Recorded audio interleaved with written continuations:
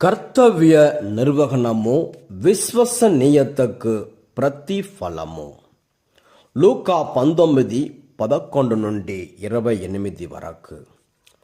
గొప్ప వంశస్థుడు ఒకడు తన 10 మంది సేవకులను పిలిచి తలకొక్క నాణెమును ఇచ్చి, నేను తిరిగి వచ్చే వరకు ఈ ధనముతో వ్యాపారం చేసుకోండి అన్నాడు. అందరికీ సమానంగా అవకాశాలను కల్పించాడు.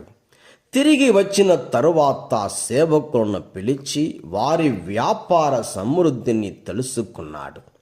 మొదట వచ్చిన సేవకులు ఎలా అభివృద్ధి చెందారో వివరించారు. యజమాని ఆ సేవకులను మెచ్చుకున్నాడు.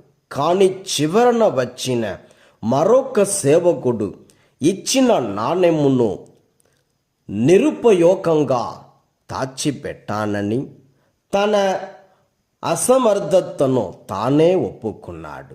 నిర్లక్ష్యంగా, నిర్దాక్షిణ్యంగా నాణెమునిచ్చిన యజమానినే తప్పు పట్టాడు. తప్పును కప్పిపుచ్చుకోవటానికి లేని తప్పులు ఎత్తి చూపాడు. దుష్టుడైన సేవకుడు తన మాటలతోనే తన శిక్షను ఖరారు చేసుకున్నాడు. ప్రియ సహోదరి సహోదరులారా, దేవుని కృపా వరాలను నిర్లక్ష్యం చేయకూడదు. దేవుని సేవకై సంపూర్ణంగా వినియోగించాలి. శ్రమతో కూడిన పరిస్థితులు ఎదురైనా, ఎటువంటి సవాళ్లను ఎదుర్కోవాల్సిన పరిస్థితి వచ్చినా, దేవుడు అనుగ్రహించిన శక్తితో, ప్రార్థన సహాయముతో దేవుని చిత్తం మెరిగి జీవించాలే కానీ మన సోమరితనమునకు గాను ఇతరులను నిందించటం పద్ధతి కాదు.